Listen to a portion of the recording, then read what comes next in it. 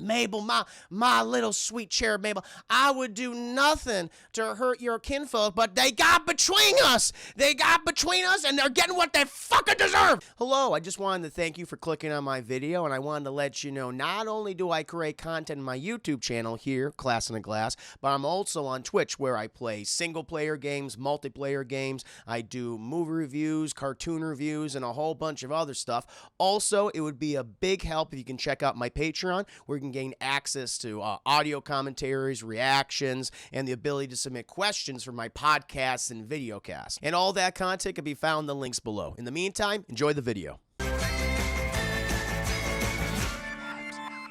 And get to my review, my spoiler review for Gravity Falls Episode 4, chat, The Hand That Rocks the Mabel. And we're starting out, chat, with Dipper and Mabel and Soos, and they're just watching the television, chat. They're having a good time. Grunkle Stan, he's out there bamboozling people, telling people, hey, I have now going to present you the mystery sack. And the thing is, if you put your money in the mystery sack, it'll be forever gone. And these goddamn dumb yokels and tourist chat, they're like, oh shit, I'm gonna do that. They just begin putting all their money in the bag of mystery chat, and magically it disappears. And Grunkle stands, all right, get the fuck off my property. And they get off their property, chat. And we cut back to good old Mabel and Dipper and Soos as they watch the television chat, watching Tiger Fist, chat, where apparently a tiger suffered a horrific accident, but scientists brought him back, chat. But they didn't just bring him back, chat. They added some extra features with an entire human arm. And they're like, shit, what's Tiger Fist gonna do? And the fact that this new body part's attached to him, he starts panicking, chat, and literally starts punching himself in the face until he's just a bloodied, mangled mess in the ground. And they cut to commercial, chat, because it's horrific to see. And they're like, hell yeah, that's a good show. But then the first commercial they see, chat, is for one Gideon, chat. Was it goddamn Gideon Gray? I'll make sure I get this right. There's this little Gideon, this little goddamn Gideon, chat. He's a new person that has entered Gravity Falls. Has been there for the last couple months, and they're like, who the hell is this Gideon kid? And Susan's like, oh yeah, this guy's what I was telling you little dudes earlier on. And apparently, chat, he is a psychic, and he is rivals with one Grunkle Stan. And Mabel and Dipper and Soos, they're seeing this as like, well, apparently he's setting up his tent of telepathy because, you know, he's all about telling people's futures and past, chat, you know, giving them good advice by talking to the spirits that are among us, chat, that penetrate us and follow us around. And they're like, shit, we should go over there. And Grunkle Stan's like, the fuck you will. That little shit has been messing with me for I guess, maybe he's been there longer than months, years. He's taken away my business. And like even the commercial features Grunkle Stan is just like, now come to Gideon's tent of telepathy where you'll see some amazing things and not some dirty old smelly swindling mystery shack where they actually show Grunkle Stan moving around like the goddamn Bigfoot, chat, like Sasquatch, and slowing down the audio that he sounds monstrous. He always sounds monstrous already, chat. You didn't even need to slow it down. And Grunkle Stan's like, I hate that little shit. I forbid you. I forbid you as your Grunkle to see that. And Mabel and Dipper said, we don't give a shit. And they go with Soos to the tent of telepathy, chat, where they're all see. It looks like a fucking cult. They got Gideon's dad, chat. They got Gideon's dad, and he's just holding out his own mystery sack, chat, this telepathy sack, where you put your money in and it disappears. Like, oh, that's so mysterious. And they have everyone seated, chat. And basically, Gideon, the whole concept of the tent of telepathy, chat, it's kind of like one of those mega churches. You know, where you people, you know, you just give the organization so much goddamn money to be saved by God. In this case, is to be saved by this cherub-like, chubby little bastard, chat. And they're all seated down here. They got the fucking fog machines and the lights going on and everything. And even Dipper, he's observing. He's like, oh my God, this tent of telepathy is basically just the opposite version of the Mystery Shack. They even have their own Soos, and they cut away to this teenage fat guy, and Soos is like, I hate you. I hate this guy, this fucking guy. They lock eyes. She's like, you! And eventually, everyone simmers down, she has the lights lower, and they're doing the whole presentation. Now, folks, the main attraction of tonight's event, presenting Gideon, this figure, chat. He's walking towards the curtain, and his shadow looms larger and larger. It's like, oh my God, this guy's a big man. His hair, chat, is luxurious. It's so high, and the curtains part, and this chubby little, I don't know, 12-year-old walks out, chat, with, you know, goddamn ivory-looking skin, bleached hair, chat. that is like a pompadour. He's like a bleached pompadour, chat. And he goes, howdy, folks. Oh, bless your heart. I'm so happy you're joining me today in my tent of telepathy. And, and fucking Mabel's like, oh my God, he's adorable. Look at him. And Dipper's like, this is the big attraction to this thing? Wow, I didn't expect that. And it's like, in my first prediction of the night, I think you're all gonna say, And he does a little, whoo, and they're like, aw. And it's like, and Mabel's like, oh my God, he predicted. Dipper's like, what? This is bullshit. Vanispheres, welcome to stream. Just in the middle of my review for Gravity Falls Episode 4, The Hand That Rocks the Mabel. And then Gideon, little old Gideon, chat, he just starts his whole tune up and he's like, now everyone get off of your pews and start dancing with me. And they start dancing. They are transfixed by this morbidly obese little chubster, chat. There's something about him. It's his sweet southern voice. It is his bedazzled exterior, chat. And he's able to swindle all these people. He's making all these predictions, chat, but he's basically doing cold reading, where he's observing something about the individual that is very obvious. And he says, oh, and he goes up to Mabel. He's like, I'm guessing your name is Mabel. And she goes, how did he know? And we see on her front of her shirt, chat, her name is prominently displayed. Mabel goes to another individual, an old woman, who is just surrounded by cats. She's like, I bet you wish your family called you more. And she's like, I'm gonna leave everything to my cats. And they're vomiting everywhere, chat. She just smells of cat piss. It's terrible. And I mean, he's getting all these people by just cold reading them. And the show fucking everyone's like, woo, get in, we love you. But you shouldn't say that to a 10-year-old boy. It's a little weird. And he's like, bless your hearts, I'll see you tonight now. And they leave, and Mabel and Dipper and Seuss, they're all walking out. Mabel's like, oh, he was adorable. He's so goddamn cute. That show was amazing. Dipper's is like, he was just doing cold reading. This is no different than some of the psychics that we've seen on TV. And he's like, you're too naive, Mabel. He's like, no, I'm not. And they all fucking joking around. They're having a good time. They leave. Then fucking out of the goddamn shadows, chat, Gideon's like, I've chosen you. It's like, the fuck is going on? Little creeper. Little goddamn creeper, chat. I'm good playing more Genshin Impact. Sounds good, man. Thank you for joining me on the stream, by the way. And so they go back to the Mystery Shack, chat, where they're goofing around with Seuss. Seuss, he has somehow put pillows underneath his shirt, and they are ramming themselves against Seuss like he's like a little bouncy boy, chat. They're just throwing themselves at him. They bounce off. He's like, this feels good. It's very weird. They're having a good time, though. And also, Grunkle Stan, he's still fucking pissed about the fact that they went to the telepathy tent, chat. He didn't like that. He didn't want nothing to do with Gideon. Doesn't want his children, or I guess his niece and nephews, chat, his great niece and nephew, fraternizing with the enemy. He's against it. But they hear a knock on the door. Grunkle Stan's like, kids, get the door. I'm pooping. And it's like, he's going to be in there a good 45 minutes, chat. Takes Grunkle Stan at least 45 minutes to an hour to have that, whatever that is inside of him work its way out of him, chat. The excretion process is long of Grunkle Stan. So, Mabel, she walks the door, chat, and who is there in front of her? Well, it happens to be little Gideon Grey. He is adorable. And he's like, I know that we have not had proper introductions, but I was just enchanted by you when I saw you come to my tent of telepathy. Thank you so much. He's like, oh my God, you're getting, yes, I am quite cute. She starts singing the song. He's like, my song is quite catchy. And you know what? I just wanted to meet you, and I just wanted to have some fun. Just take you out and just do talking. Would you like that? She goes, of course. And his whole thing is like, I think our conversation will be well suited if we go to my room, my dressing room, where you can wear all sorts of fancy clothes, because Mabel has bedazzled her face and at one point. And it looks very painful. And it's like, I see you are a woman of fine taste. And she starts coughing like a goddamn cat, and she hawks up these bedazzles, and they all land on Gideon's shirt and his collar, and they're all stuck there. It's like, that much adhesive in Mabel's stomach is probably not healthy for her, chat. She could probably die. It's a lot of toxic chemicals inside of her body. And they all land on good old Gideon Grey's fucking shirt. She's like, oh, how enchanting. And so eventually, Mabel says, I'm going to go with this small, obese child. And they go to his dressing room, chat. And he's like, now everything is yours to peruse and look at. Find something that captures your attention.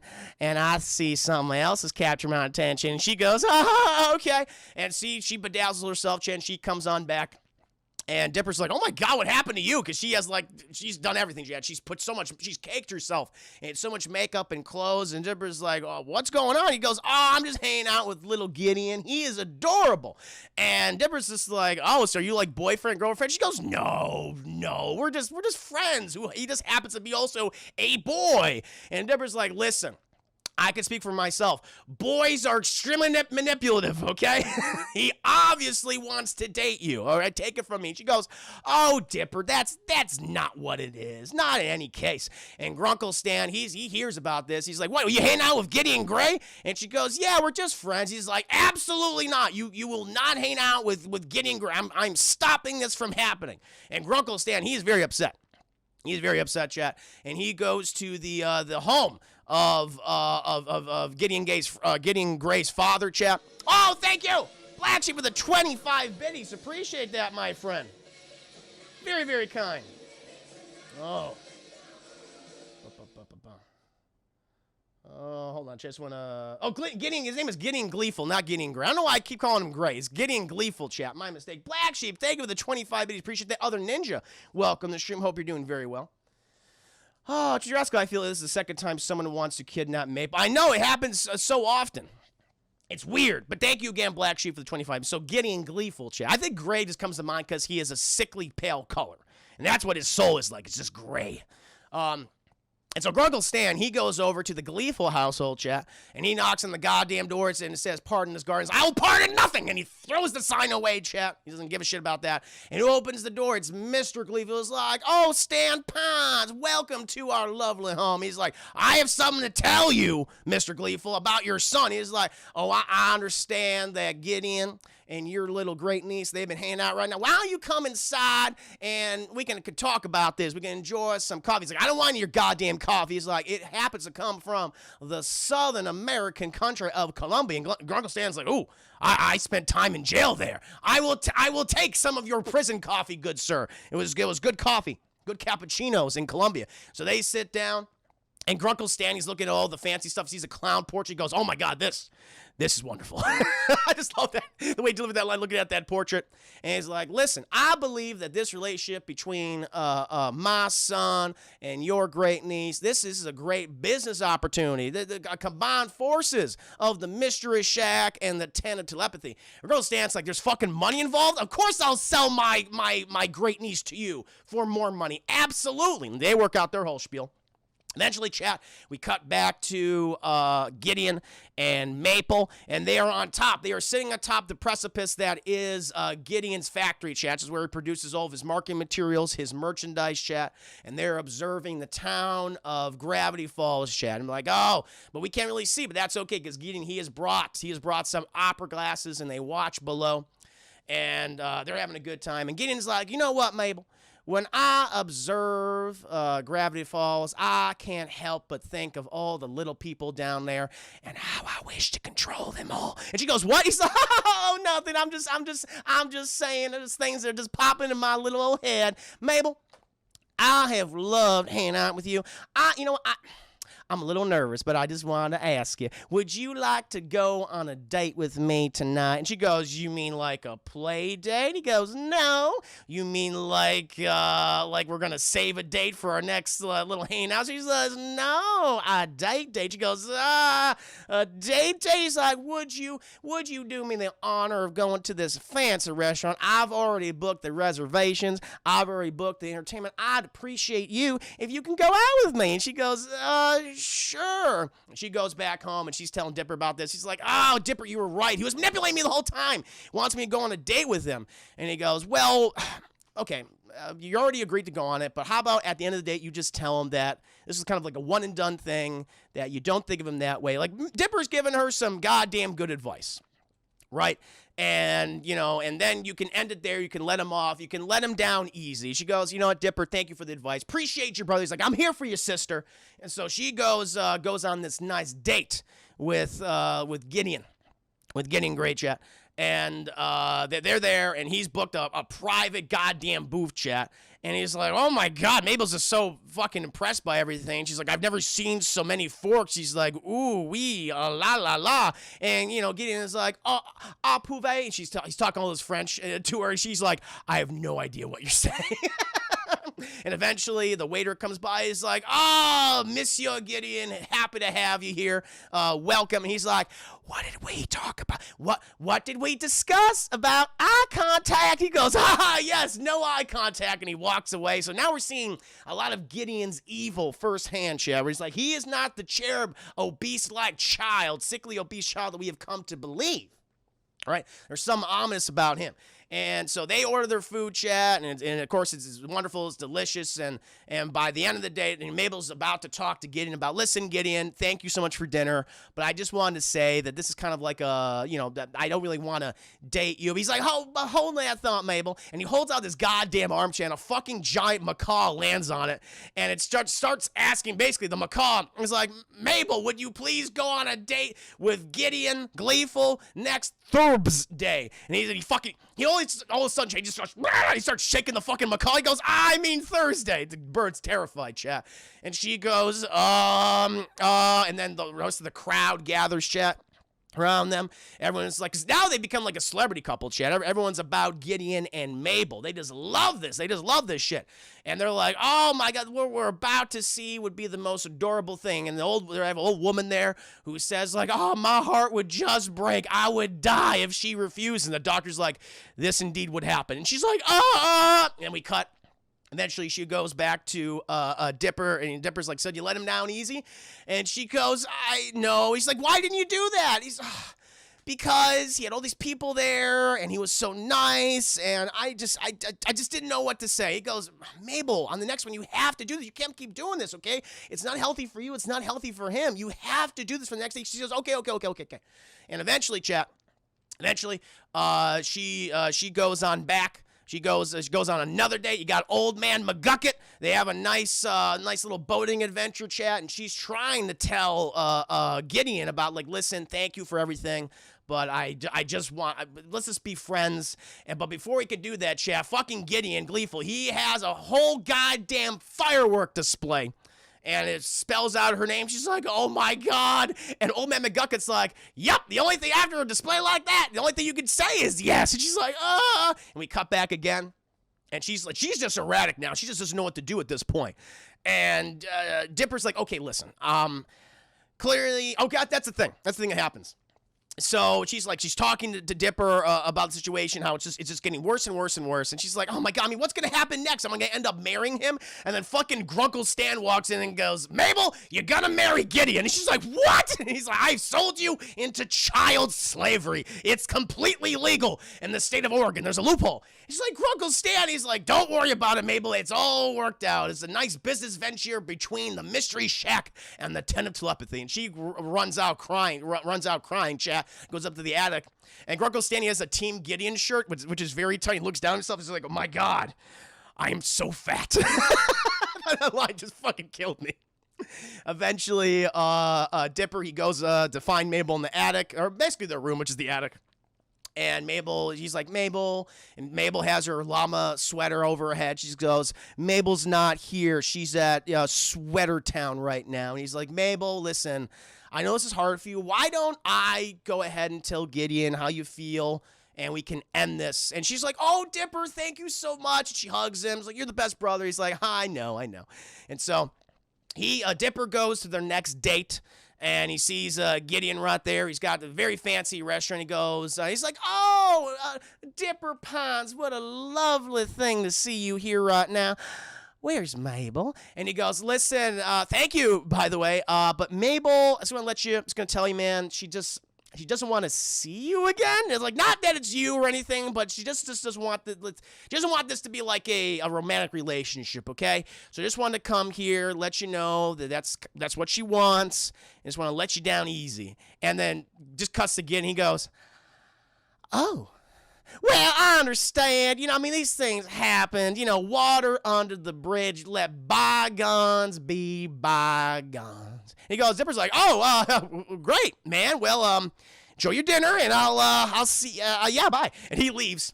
And Gideon is like, oh dear, you've just made the biggest mistake of your life. And then we cut to Gideon's home, chat. Very fucking creepy in his bedroom, by the way. He has very minimal, so like, unlike like his dressing room, chat, or like his own, like little outfit that he has, complete with like little American flag, old bedazzled, chat. Very austere room, bed, dresser, and like a table of a giant lamp. And we just see him, and now we're observing what he has, and he is just fucking obsessing over maybe this, how dare Dipple Pons betray us like this, get between me and my true love, my future wife Mabel.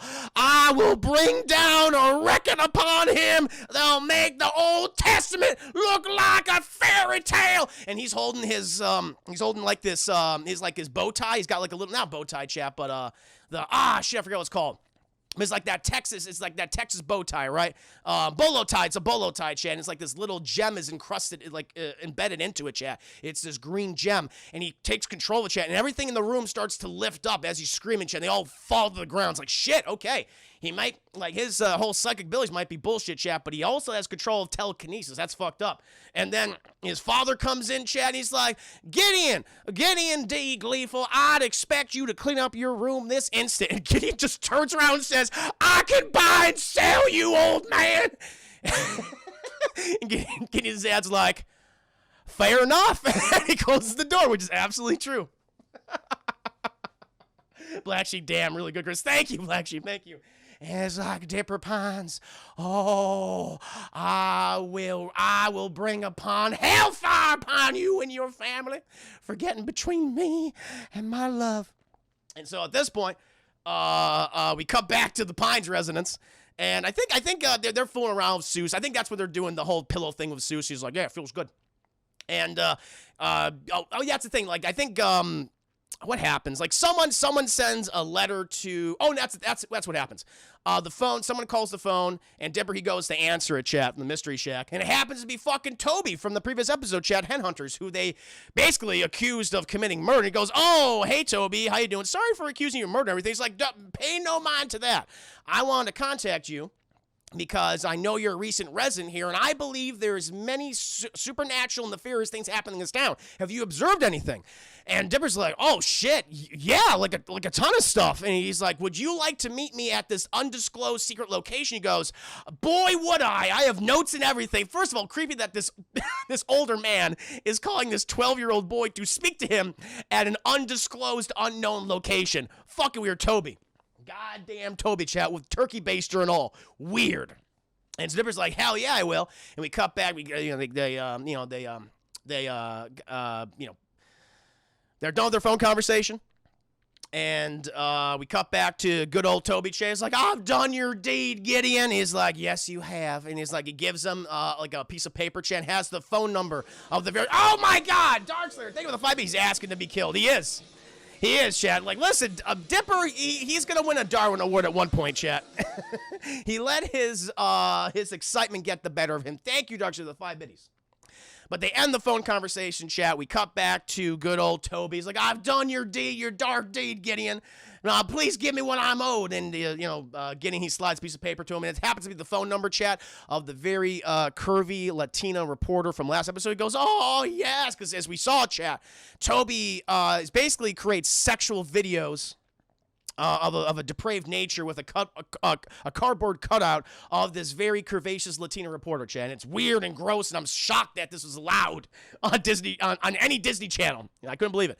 And so Dipper, he goes to the undisclosed location. He doesn't know, chat. Happens to be the factory upon a steep cliffside, chat, owned by Gideon. He walks in, and he goes, Toby, are you here? The door shut behind him, chat, and there's just a lone chair in the middle of the room, and it turns around, it's like, hello, Dipper Pons. Well, how nice of you to come to see me this fine, dark, mysterious night. He's like, listen, dude, first of all, fuck you for lying to me and getting Toby involved. Okay, he's a fucking creep. I should have known he was gonna do some creepy shit, so I came with my taser. And it's like, oh, you won't be needing that taser now, Dipper Pines. You've come between and my lovely lady Mabel. And it's like, dude, she doesn't want you, man. Come on, let it go. He's like, you speak lies. You lie. And he starts manipulating the amulet shit. Everything starts to raise near his clean Dipper. And he's just throwing fucking Dipper around the goddamn room at this point. And eventually, Chad, we cut back to the Mystery Shack, where Mabel, she's walking out. She's like, I shouldn't have, Dipper be the one to do this. I should be the one to let, Gideon know about this. And she goes to Wendy to ask her for some advice. And she's like, Wendy, have you ever, broken up with the guy? And Wendy just goes, oh, a ton. Like so many guys, and she just starts naming all the people she's broken up with and then the circumstances. And Mabel, she works this out on her own without the help of Wendy. Because Wendy's like, did I ever break up with that guy? I don't think I did because he keeps calling me. And eventually Mabel's like, Wendy, thank you so much for the advice. And she goes on a little bike chat to go and talk to Gideon. And Wendy, she gets a call from that boyfriend that she had. She goes, ignore. Wendy, that's not nice. That's not nice. Stop stringing them along. And eventually, though, chat, we cut back to Gideon Gleeful and Dipper, and Gleeful's just fucking torturing him, throwing him around the goddamn room. And Dipper's like, dude, first of all, it's fucked up that you have that thing. But she wants nothing to do with you. He's like, you lie! And eventually, though, Dipper, she arrived at the factory, chat, after realizing that he's not home. He'll probably go to his favorite spot in all of Gravity Falls. We can look upon the little people and how he could control them. And so he finds him there, and she goes, what are you doing? He's like, oh, Mabel, my little sweet cherub Mabel, I would do nothing to hurt your kinfolk, but they got between us. They got between us, and they're getting what they fucking deserve. And she goes up to him, she's like, this is not the way, Gideon. Please, I should have been honest with you to tell you that I just didn't want to date you, okay? I just wanted to be friends. He goes, oh, okay, well, I understand, Mabel, I understand, and maybe we can still be friends. She goes, fuck no, you're trying to kill my brother, dude. She grabs the amulet chat and is like, oh, shit. And more destruction happens, chat. And eventually, Dipper and Gideon, they're fighting, and they fall off the fucking cliffside. They're like, ah! But thankfully, chat, at the very last minute, they stop, and they're hovering above the ground. And Mabel, she has control of the amulet, and she goes down, she lifts them back up, puts them back, and they're like, whoo! And Dipper and Mabel hug. She's like, thank you. He's like, no, thank you, Dipper, for defending my honor. And Gideon, he goes, oh, Mabel, I'm sorry for almost murdering your brother a second time. Would you please, but can we let bygones be bygones? It's just water under the bridge. He goes, the fuck no, dude, you're a psychopath. And she smashes the amulet. He goes, no, you pawns, I swear revenge upon you and all your kind. And then he leaves, Chad, and I'm like, I hope that will come back to bite us. Eventually, Chad, we cut back to the household of Mr. Gleeful and Gideon. And Grunkle Stan, he's just about to sign the contract, chat. The combining the efforts, the financial efforts of the Mystery Shack and the Tent of Telepathy. But before Stan can sign the dotted line, chat, Gideon, he walks in, he goes, you, Stanley Pines, the Tent of Telepathy and all Gideon products, TM, will not associate with you and your kind and your kin. And Gideon's father's like, now we were just about to sign this deal. So he's like, what did I say, old man? I will sell you into slavery. And he's basically, I got to go with the kid. Sorry. He rips up the contract. He's like, and Grunkle Stan's like, no, my money. And he's like, I need something. So he grabs the sad clown portrait and goes, this is mine now. And he just fucking runs off. He just runs off. He's like, I'll get that sad clown portrait from you, Grunkle Stan. And eventually, we cut back to the Mystery Shack where Stan has the portrait. He hangs it up. He's very proud of himself. And, Dipper and Mabel and Grunkle Stan, they're all goofing off, having a good time. And they're like, oh, that Gideon. I'm sure nothing bad will come from him ever again. We defended the honor of the family. But we eventually cut back to Gideon, chat, Mr. Gleeful. And he is up in his room, chat, and he is making weird figurines of Mabel and the Pines family. He's talking to us like, my sweet Mabel, dear, my wonderful, syrupy, beautiful girl. I promise you that I will take you away from those evil Pines. And he has like one for Grunkle Stan. He's like, oh, I'm Grunkle Stan. I'm fat and smelly. Goes to Dipper. He's like, Dipper. And he just crushes it, Chet. Just crushes him and says, I hate you. I will kill you.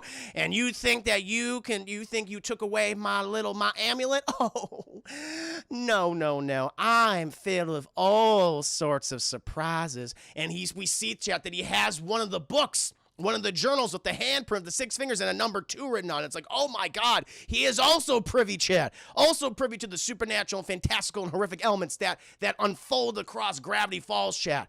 And now he has that knowledge as well. He will use it to destroy the Pines family.